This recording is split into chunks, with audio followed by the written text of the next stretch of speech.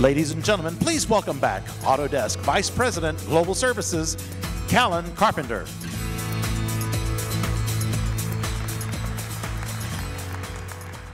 Thank you. All right, it's been a long day. We have just a little bit more, but I think we've saved the best for last. And I'm very excited to introduce our next speaker.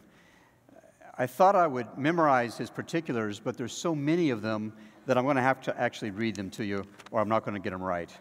So our speaker tonight, Lincoln Wallen, CTO of DreamWorks. He's Chief Technology Officer responsible for the design, implementation, operation, and overall technical direction of the company. He leads many worldwide technology innovation programs and is really defining the IP that, along with their excellent animation content, will define the brand that is DreamWorks going into the future. He's the recipient of InfoWorld's 2012 Technology Leadership Award. This is a very prestigious annual award delivered to leaders who've shown creative, effective leadership in inventing, managing, or deploying technology in their organizations or the IT community. Under his leadership, in fact, DreamWorks itself was recognized as one of the 50 most innovative companies by MIT's Technology Review. Now, he joined DreamWorks in 2008, but he's had a distinguished career at a number of different companies where he's held similar positions as head of R&D, CTO, and so forth, including at EA and at Criterion Software and at Math Engine. Now, prior to this, Lincoln had a distinguished career in academics. In fact, he was a distinguished professor at Oxford. He was the first director of the multidisciplinary Smith Institute for Industrial Mathematics and Systems Engineering. I also just found out that he was, for a short time, a computer science teacher at my alma mater at the University of Texas. I had no idea that we could attract such a distinguished professor. He holds a BS in mathematics and physics from the University of Durham in the UK and has a PhD in artificial intelligence from the University of Edinburgh. So it is with great pleasure that I introduce Lincoln Wallen.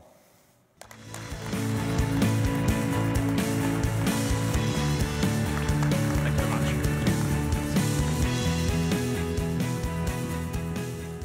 Well, thank you very much. I'm very pleased to be the evening entertainment for you today. Unfortunately, I don't have any movies to show you, which would be very easy, so I'm going to talk to you instead. I wasn't able to join you today, so I'm not really sure of all the details that you discussed, but I understand that it was about disruption and about responses to disruption. So I'm going to essentially make a few comments about some of the disruptive changes that I've seen in my commercial career at EA and at DreamWorks, and how we responded. So start off with disruptive innovation. I found this on the web, very useful tool that is. An innovation that creates a new market by applying a different set of values, which ultimately and unexpectedly perhaps overtakes an existing market. So we get that.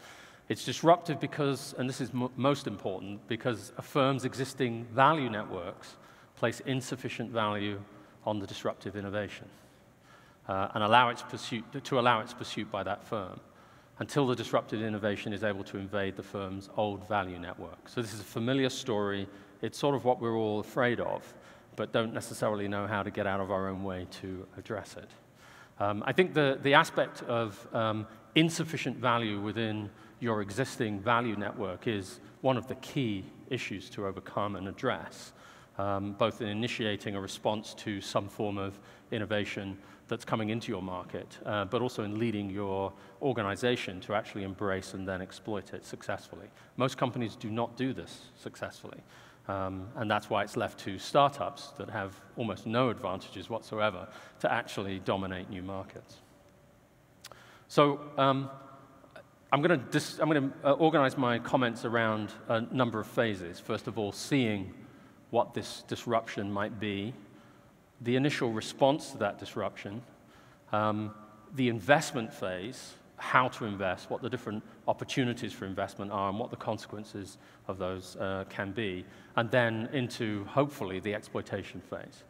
I'm going to talk about these in two areas. One in essentially consumer technology, relating to the emergence of mobile and social media and the consumer's sort of interest in that and how that disrupted the video games business and how EA responded to that.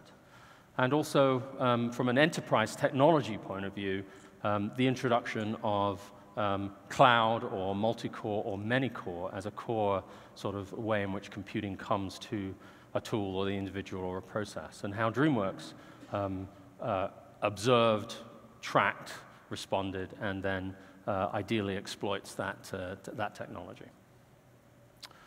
So seeing the trends, well, I was an academic. Seeing the trends is incredibly easy. You just wind the clock back 25 years. You look at what's going on in universities, and you actually know what's going to be commercially impactful today. So we've known for a long time what Moore's law is. The question is, what are the consequences of that law? Back in 2000, Docomo, the sort of main telecoms company in Japan, launched a service called iMode.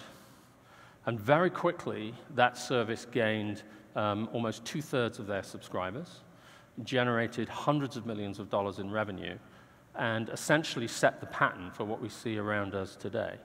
It was very clear, it was very obvious, and the equivalent, with the exception of touchscreens, was in the market in 2002.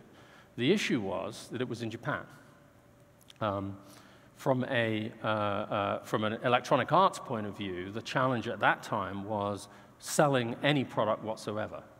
The Asian markets were not buying anything, and being a product company, the natural interpretation of that problem was there's something wrong with our product, or there's something wrong with who's building our product, or there's something wrong with how we're marketing our product. Very product-centric. Whereas in fact, what the disruption that was around the corner and is now fully with us was that the consumer was actually changing. The miniaturization of silicon was putting computers in people's hands. Those computers were giving rise to personal experiences, service-based experiences, and this was overwhelmingly attractive to the consumer as opposed to box product. The world was online, the world was connected, the world was social. And really everything we've seen since has been just a playing out of that, first in Asia, then in Europe, and now in the US. So seeing things is not that hard. The question is how to respond to them. In the case of the enterprise technology, again, I've started from the same place. We know Moore's law, so we know what's happening.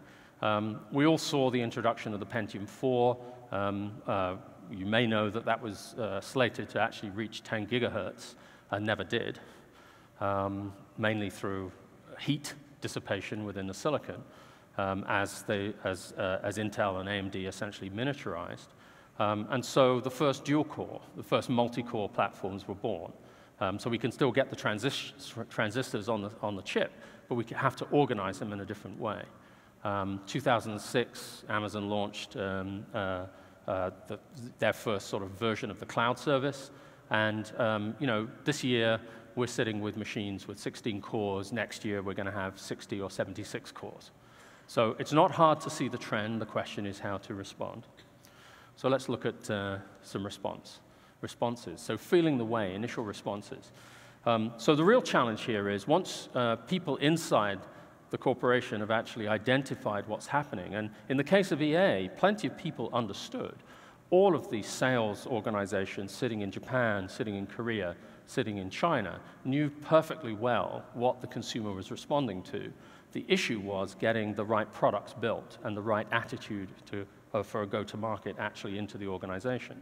So when your head office is sitting on the other side of the planet, essentially 10 years behind, it's very, very hard to get your senior level management to actually take notice of these trends that are actually occurring. Why? Because if you were going to go after those trends, you'd be building products that whose typical size was 64 kilobytes. Remember, this is the timescale of the introduction of the PlayStation 2. Sony was lauding that platform as the emotion engine. So the whole games industry was focused on better graphics, enormous amounts of silicon, and $50 to $60 packaged product as being the primary business model. Coming along and saying, I have a 64K product, and I can put it on a little screen with a CIF scale interface and press these little buttons, and this is actually going to take over the world. Now you can see the mismatch in the existing value system and this new disruptive technology. So it took a number of years for that message really to get through. But when I joined EA in 2004, the company was actually ready to respond. So what was the nature of the response? Well, one approach to responding is simply to go out and buy something. Okay, this is the new trend, let's go and get a company that's already in that operation. We responded in what I think is the right way, which is to say we don't understand this market. We need to get into the market, and we need to build an understanding within our senior leadership as to how this market operates and how we as a company can respond. So we set up Electronic Arts Mobile. So the natural question in responding to a disruptive opportunity is, how do you set that up? Do you set it up as a matrixed organization? Do you set it up as a vertical? There are obvious pros and cons of both, and I'm sure you've agonized about that in your own businesses. We set it up as a vertical. The reasoning was that the go-to-market proposition was incredibly different. We already knew that the product was entirely different, and the development techniques were different, although that's a sort of minor factor. It was the go-to-market proposition, that the retail sales were digital, the partnerships were not retailers, they were telcos, essentially operators, and the business models were very sort of radically different, ranging from a decent sort of 16% take in the case of NTT, all the way to a 50 or 60% take in the case of Vodafone. So the operators in Europe at that time were very much concerned with walling the consumer into their service and using content as a way of selling other things. So the vertical organization did well by us at that stage because it allowed us to grow and to hire and to build a management team that actually understood the market. The challenge was that every step we took was competitive with our existing business. So things that the business would do, like put out a mobile product for marketing purposes, for a packaged good, for a console game, suddenly we were saying, no, you have to stop that. So in order for that to actually be successful, you needed CEO-level support. The CEO needed to understand what we were trying to do and actually make the call that we would forego these incidental benefits of initial marketing, using the mobile platform as an initial marketing platform to reach consumers, and actually concentrate on it as a revenue-driving business. The individual businesses, in particular the publishing business, did not understand that at all. So this led to VP-level battles and passive-aggressive resistance. Overcoming that, it was very important that this operation was led by a GM, an SVP, somebody who had direct access to the CEO and who could basically call foul when it occurred, and it occurred very, very often. Nevertheless, that was the approach. So we also leveraged startups. So instead of buying a startup, we actually partnered with a startup. If you look at any disruptive environment, there are always a range of companies essentially seeking to be the next big thing.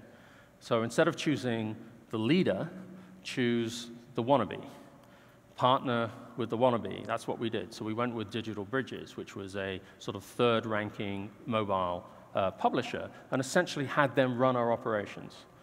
We understood, we got involved in the distribution deals, we got involved in the product decisions, but essentially all the other operation in terms of building the games, porting the games, the operations of quality assuring the games and distributing the games, we allowed this startup that had actually invested in those mechanics and people that understood that business to do.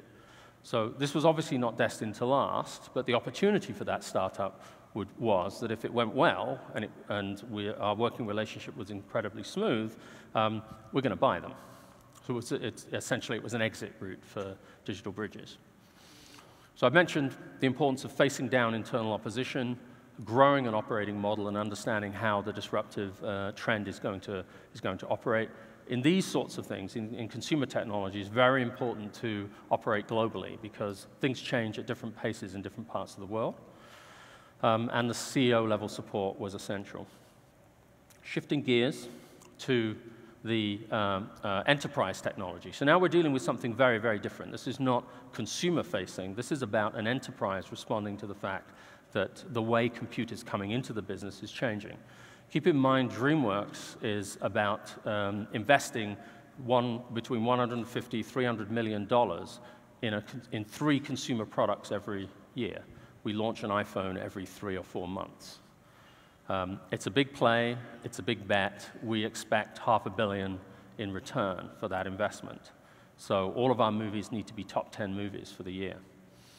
So compute is really critical because each one of those products is sold to the same consumer. So when they come back into the movie theater, they actually need to see something different, something better, something more exciting. So the innovation cycle in producing the products is a natural engine within the company. Here we had a different disruption, not the product cycle of new movies, but we've been used to leveraging the increase in clock speed in silicon simply to increase the product quality, increase the amount we could put on screen, and the amount of satisfaction we could give to the consumer. That was ending. We could see it ending. We knew it was ending. So what were we going to do? Again, secondly, this was it's an invisible change. It's not something that actually matters to artists. It's not something that matters to the business side. It's something that as technologists we could actually see and needed to respond to, but without the tools of immediate return, like markets and investment valuations to interest the C-level management. So what the company did was they identified a number of business opportunities, in particular disaster recovery, peak rendering needs. So at the end of a film, when the directors are trying to change everything about it, the amount of computing consumed per unit time can go through the roof. Where do those machines come from? We were used to putting machines on trucks and moving them around the country. So HP stepped in and we established the first sort of utility rendering service to actually address that peak need for Shrek 3, actually. So very, very targeted business cases, not really related to multi-core at all, but in the background, that's what we were essentially preparing for. Establishing an operating model. What happened at that stage was we stopped talking about cores and machines, and we started talking about render units. That is, a processor and a certain amount of memory for a certain amount of time. So rendering compute was coming as a service. It was now an economy, and we could talk about budgeting with the individual movies and abstract them away from where that compute was coming from. So this was the first step into utility computing and cloud. Then we get to the investment phase, so back with the consumer technologies. So having understood the market and understood the potential in the market, it's time to actually really respond and to really invest. And I think in both cases, you'll see that the critical success factor was actually investing sufficiently heavily. In the case of EA made an acquisition, the largest acquisition it had made to date, for $680 million. It bought the market leader in Jamdat. So in an instant, transported itself from a slow-moving strategic play into the market leader within this global market. That sounds great. What were the challenges? Well, first of all, if you're going to go buy a market leader, you better be sure the market leader has the same strategic view as you do. In other words, they've seen the entire arc. In general, a startup is not going to look at the entire arc. It's going to look at its exit route. And Jamdat was the most efficient packaged goods business for mobile games using digital distribution. In other words, it had exactly the same business model as EA. It wasn't connected, it wasn't really driving social, and it wasn't interested really in investing in the service aspects of delivering the value to the end user. It was very much in a Western, European, US model rather than the iMode service social model, which had actually kicked the whole thing off in the first instance. So when a company makes that level of investment, two things happen. First of all, it's too big to mess with. Well, that's the general challenge. If you go straight from startup to market leader, the economics, the Wall Street elements of this, essentially dictate that you pull the acquisition in and you do everything you can to leave it alone, because you cannot afford to screw it up. At that point, your 10-year vision of where you're going to end up starts to degrade. This is the point at which I would say, if you started down that track, it's not your CEO that needs to understand this, it's your board. Because if your board does not understand the direction you're going in, they will start to apply the wrong metrics. And in this case, EA applied the wrong metrics. The metrics it applied were, here is an operating business, it's got very high margins, we simply want you to grow that business. So the verticality became a shell. It became very hard, focused business, simply shipping mobile product to the consumer as fast and as furiously as it could. And all of the opportunities of basically transforming how every single one of EA's franchises goes to the consumer were left on the shelf. Still successful, still accretive to the share price, from all the financial metrics and from the board point of view, completely successful. But in terms of navigating a disruptive technology, we'll see what happens next. Back to the internal case. So we knew we were going to the cloud. We had about I think at that stage, about 25,000 cores available to the entire enterprise. We had to look at the cost basis. At the time, we were using the market-leading scheduling and farm management product that was costing us an arm and a leg. And as we increased the number of processors, those costs increased out of all proportion to the value we were getting. So we needed to find and evolve solutions for those types of problems that we hadn't encountered before.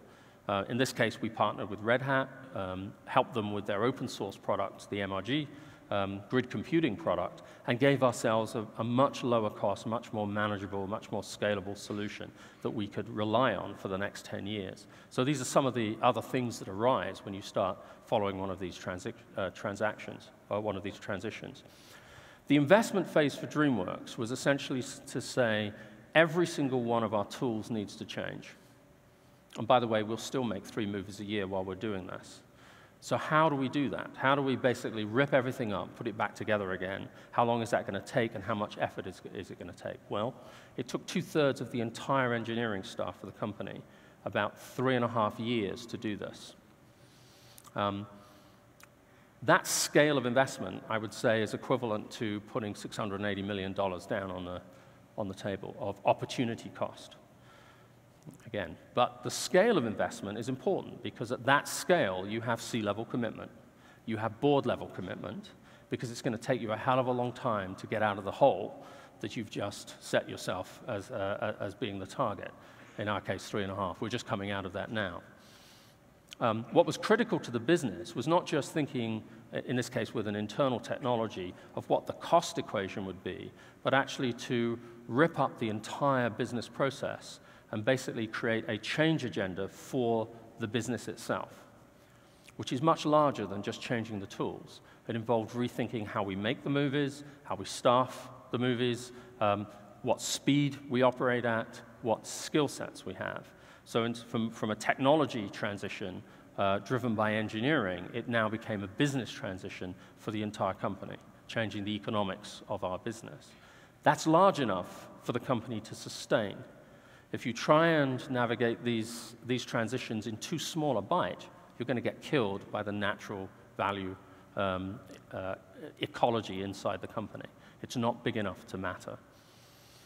Our goal was basically to get our artists back into the analog world, to get them away from the mouse and keyboard and back into a pen on, not a paper, but a screen, and to be able to animate and manipulate their media essentially in real time by bringing the compute to the artist.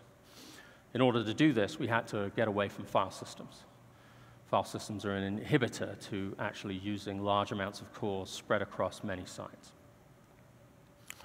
So that's an example of success. That's a 16-core machine and 5 hero characters. So still a little bit of efficiency to get, but we're there.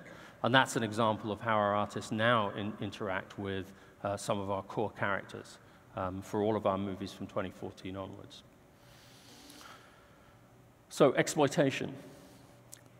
So I mentioned that in the consumer side of this with EA, the swallowing and acquisition of that scale took us off target. It was a good thing to do, it was the right thing to do, but board level and CEO level understanding of what we were trying to do just wasn't there. And in the interim, the CEO changed,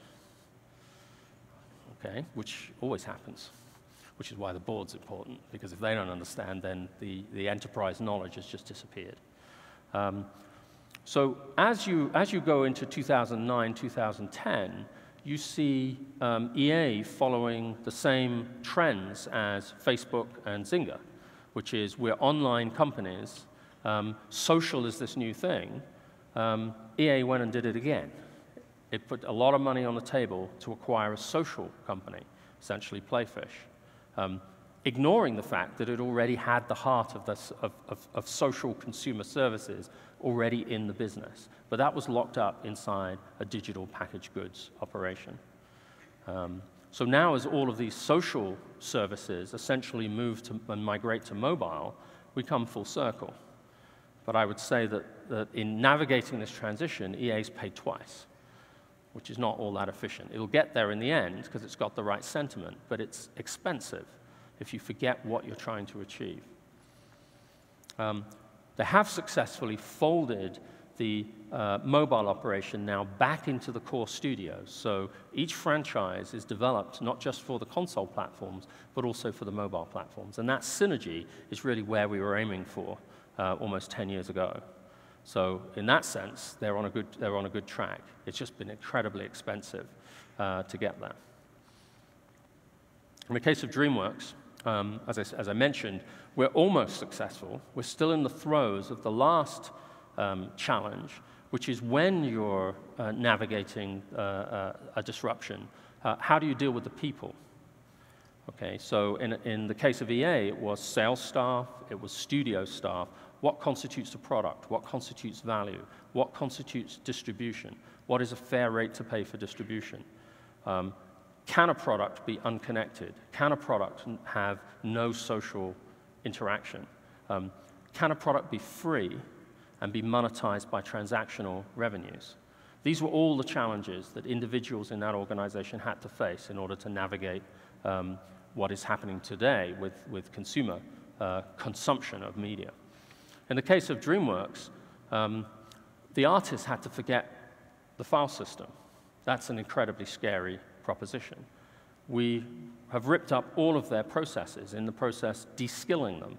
The amount of fear and concern for change is palpable within the studio, and managing that change involves large numbers of people sitting down, allowing people to vent, allowing them to express their fears. Does this mean that our jobs are going away?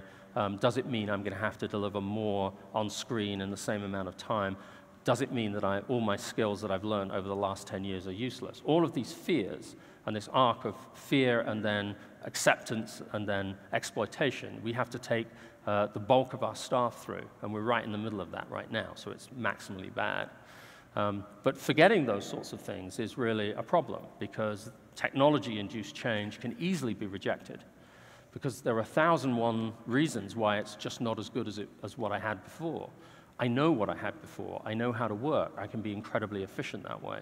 So driving an internal change like this takes a lot of willpower, and again, a lot of senior leadership basically saying, this is where we're going, get on board. From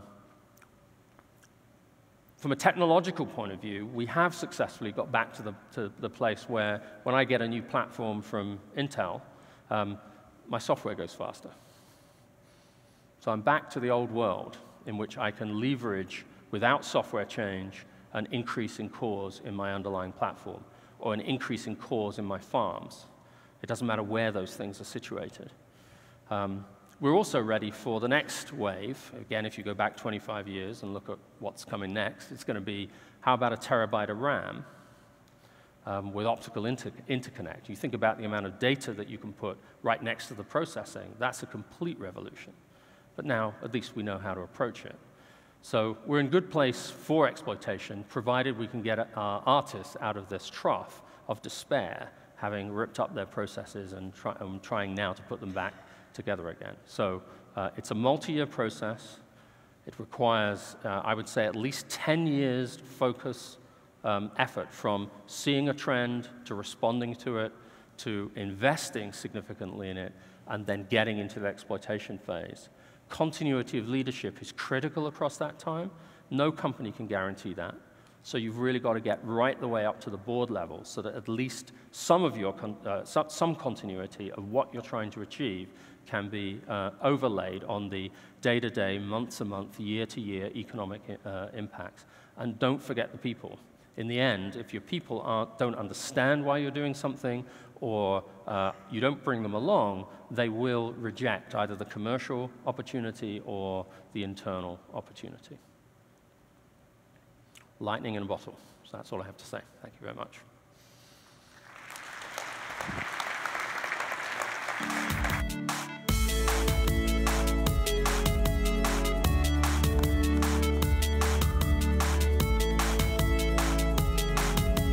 There is an unmistakable ring of truth when you hear a story from the trenches, isn't there?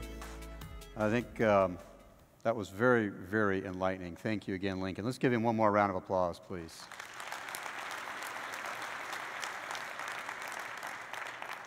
All right, we've come to the final phase of the evening, of the program today.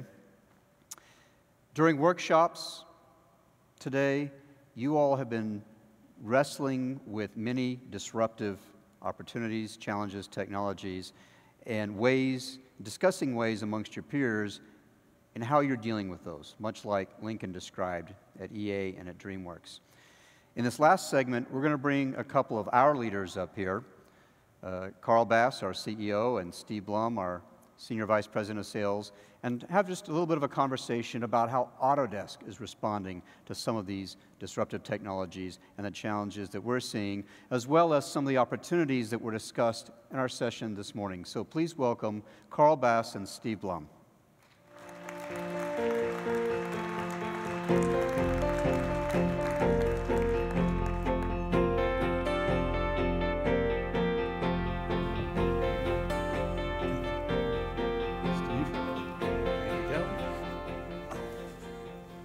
Well, I just have to say again, you can tell the ring of truth from somebody who's been in the trenches.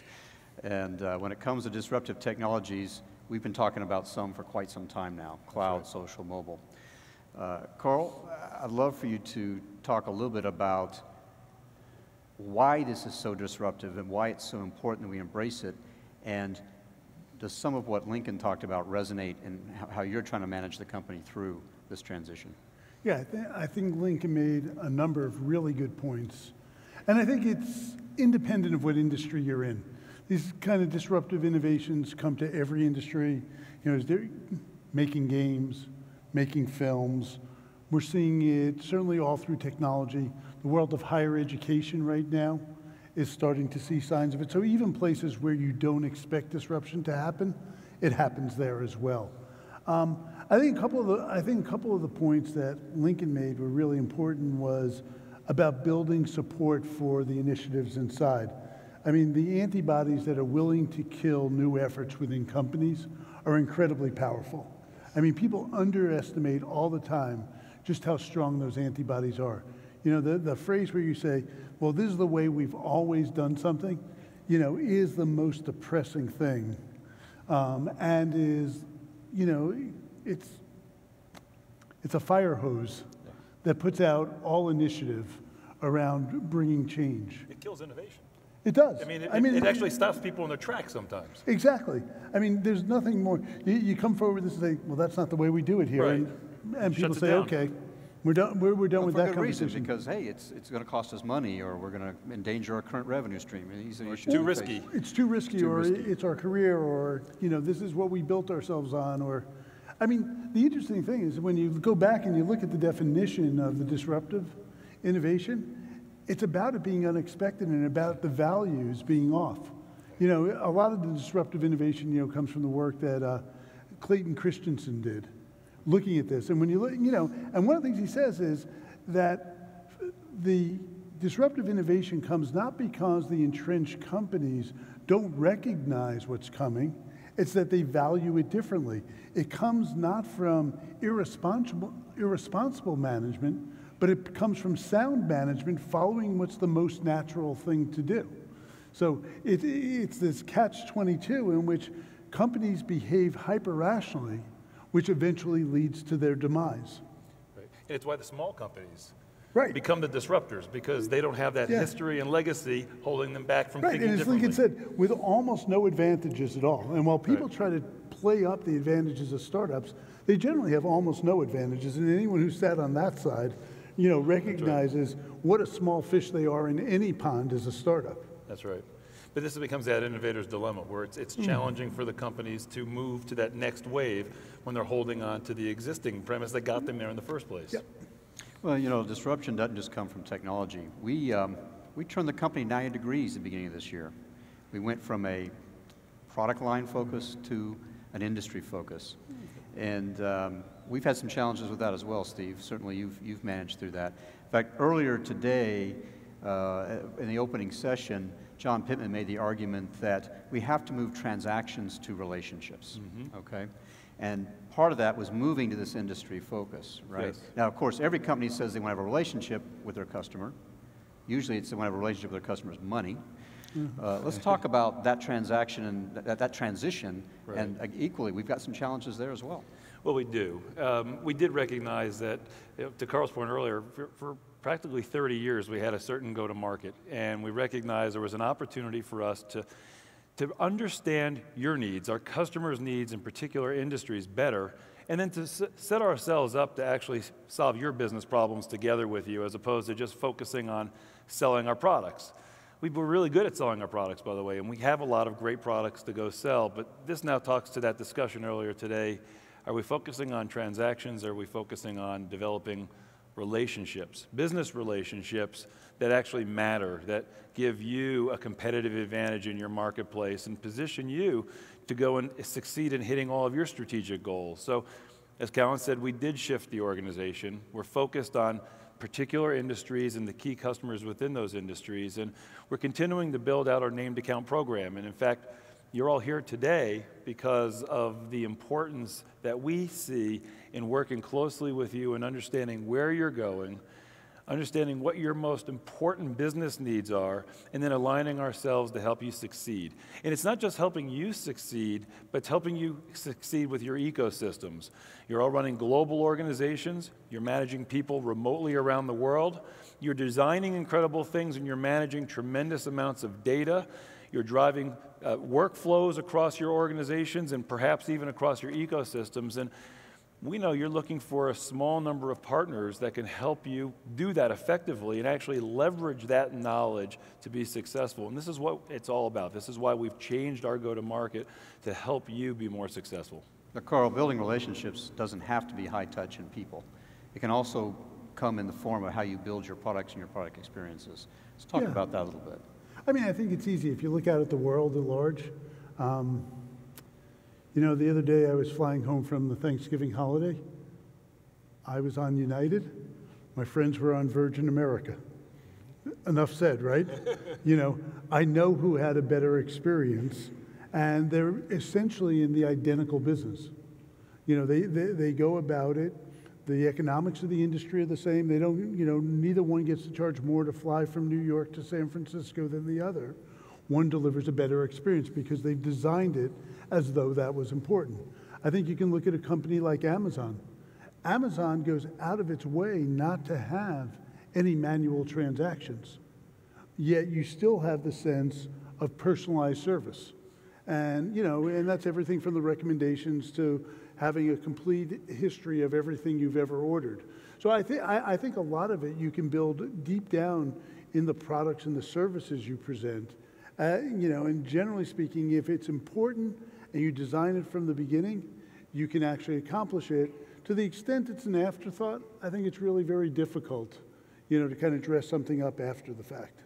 But That example you gave is a great example. Again, earlier today, I know John talked about moving from functions to experiences. Yeah. And this is all about the Virgin America experience. The functions that they're running are the same functions that United's running, although we could probably argue maybe not. Maybe not all of them. Right. But the experience is what they've focused on. They've re-architected the experience to the point that you want to go on their plane as opposed to United if, in fact, you can do that. Right, you get on a Virgin America plane and the way they greet you, you see an ad there that's funny. Yep. I don't know about you, but whoever is the United PR person who gets that guy on there, and every time we're sitting there, you're in a cramped seat like this, the thing's about 2 hours late, and he gets up and tells you how he's painting the plane and redesigning his website. And, I want to strangle the guy. It's such bad, and it's smarmy, and you feel like this is the most inauthentic conversation, to be having with your customers. We didn't invite United here tonight, did we? I hope not. Oh, yeah. They're probably a huge customer, but I've been wanting to talk to that guy anyhow. No, but seriously, so you look at they're doing the exact same thing, and I think it's a great lesson of showing how does one tell you about the safety rules versus the other? How does one allow you to make reservations? What do they charge you for this and that? And, I think it's really a completely different experience. And I think it's important for companies to remember. Now, I think some companies just say, that's not what I'm going to compete on the basis of. Right. So for example, I think to some degree United has said, I'm not going to provide a better experience. I'm going to be the largest one in the world. I'm going to have more coverage. I will be at more gates and more airports. And so I think there are many ways for companies to compete. I think a very successful, sustainable one is by delivering a better experience. So we have to admit that there have probably been times when some of our customers have wanted to throttle us. Oh, never. Oh, yeah. No show of hands necessary. And I think you yourself have said that one of our biggest challenges has always been we've built great products, but we haven't always been the easiest to do business with. Yeah. Can we talk a little bit about how we're really trying to move the organization to think differently about that total experience and be easier to do business with? Yeah, I think the focus for many years was on building the products, which we thought of as the bits on the disc that we delivered to the customer that they ran. And, repeatedly we get very high marks for the quality of the products, the robustness of the products, the thing. As a matter of fact, I still remember Steve when he first came here. And after 6 months, so I said, what is it like working at Autodesk versus working where he had worked previously? And he said something funny. He said, it's amazing the software actually works. Yeah. Customers aren't calling with lines down issues. Exactly. It's not funny. We came from an industry where you could not make that assumption. No. Right. Where that it was just de rigueur to provide software and then have to go back and sell it and resell it and then make it work after the fact. So, but the flip side has been that historically our customers have said we're not the easiest to do business with, and it generally centers around the whole process of licensing and entitlement and registration. Right. Some of our, and I think it's not only just that one area. I think some of the times both our systems and our policies look like they weren't designed. The person on the other side must be sitting there saying, who did they design this for? Because this is obviously not relevant or appropriate for me. Right. And so we're doing a huge amount to try to change that. Well, and the thing is that a lot of those things were built with a purpose at the time they were built, most likely solving some problem that was causing pain. But as your business continues to evolve, you need to take a step back and say, okay, what do we need now? Right. And even more importantly, what do we need in the future? And really, that's what we're focusing on now. Yeah. What is that experience? What should it be in the future? And what do we need to do today to change that model? Yep. So one of the, again, the key theme this morning was this movement from product to service, from transaction to relationship, from functionality to experiences. And this is a set of business opportunities brought about by these disruptive technologies that we've mentioned many times today. And one of the things that we have to come to grips with is these transitions are not easy. Right. And in fact, there was one of the sessions today was an executive workout session where we asked our customers, what do you see? Do you believe in these trends?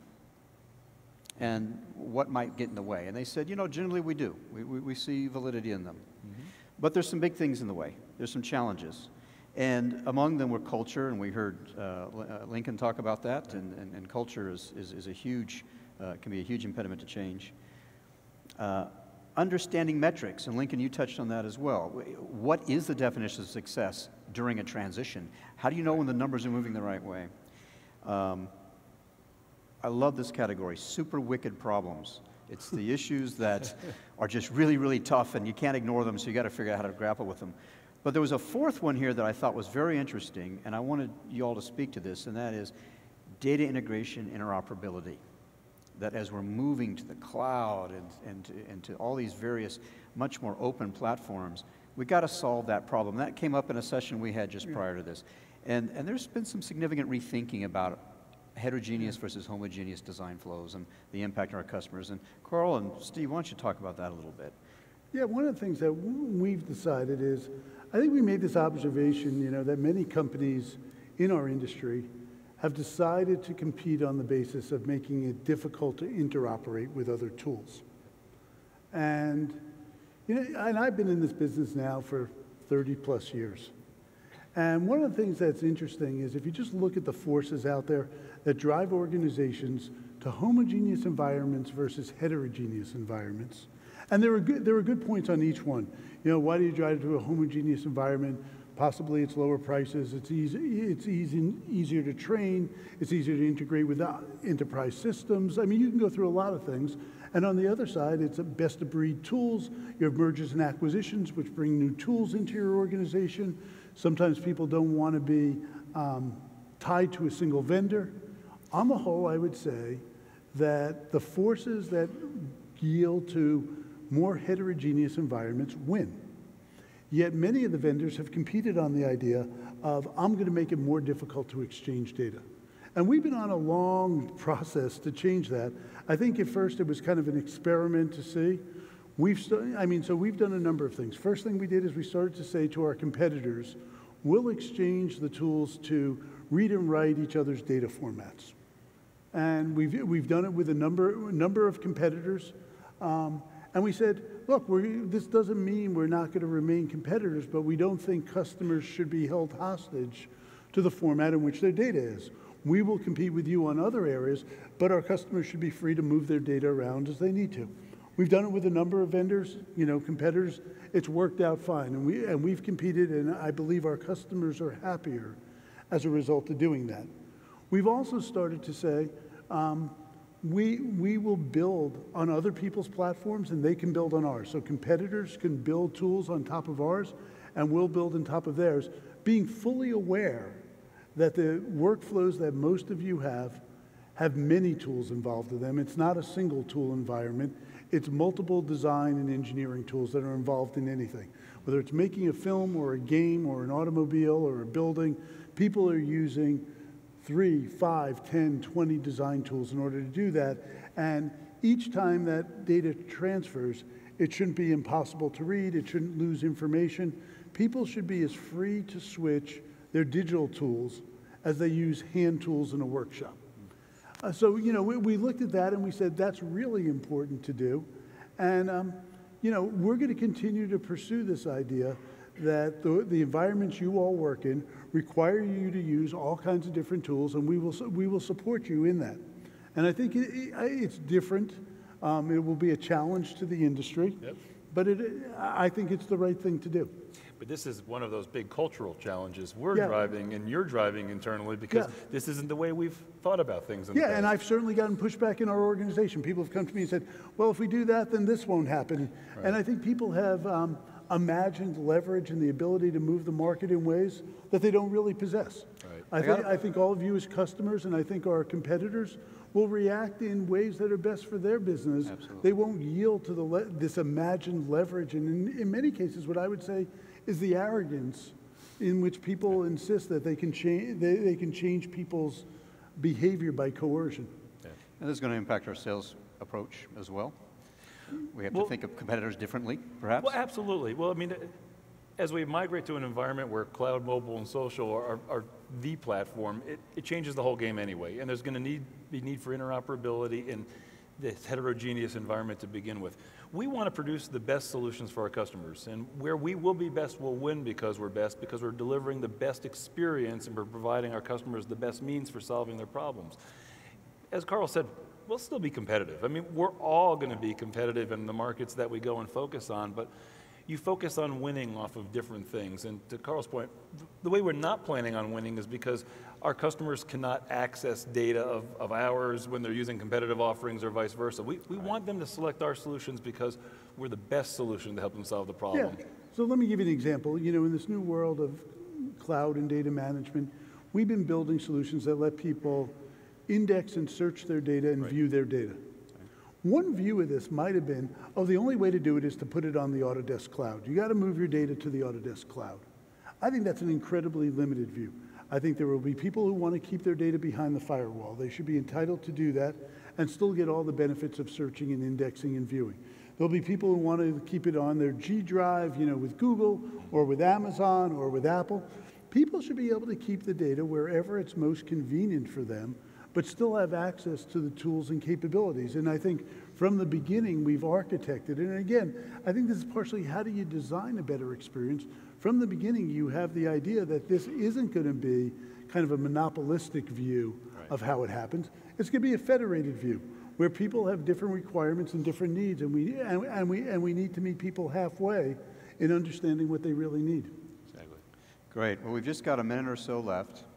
We have the senior leadership of some of our biggest and most important customers in the audience. A final thought you'd like for them to walk away with, Steve? Well, actually, I want to thank you. You've made a huge investment to be with us here today. I know from talking with some of you here throughout the afternoon in particular, many of you were really engaged in the sessions. You're tackling some really big issues within your companies as you're looking out over the horizon. What's great to see is we're all working on tackling these same problems together. I mean, solving cultural transition issues is not easy, and we're all trying to figure out the best way to go do it. So I'm just really pleased that you came here today to invest time with us, and you'll be investing time with us throughout the week. And I'm really excited about working with you, and my team's really excited about working with you as we tackle these big opportunities in the future and take them and turn them into an advantage for all of us. Carl, a final word? Yeah, I would just add my thanks as well. And one of the things I would say is we're all here together for the week. Take the opportunity to engage with us. Let us know what's on your mind.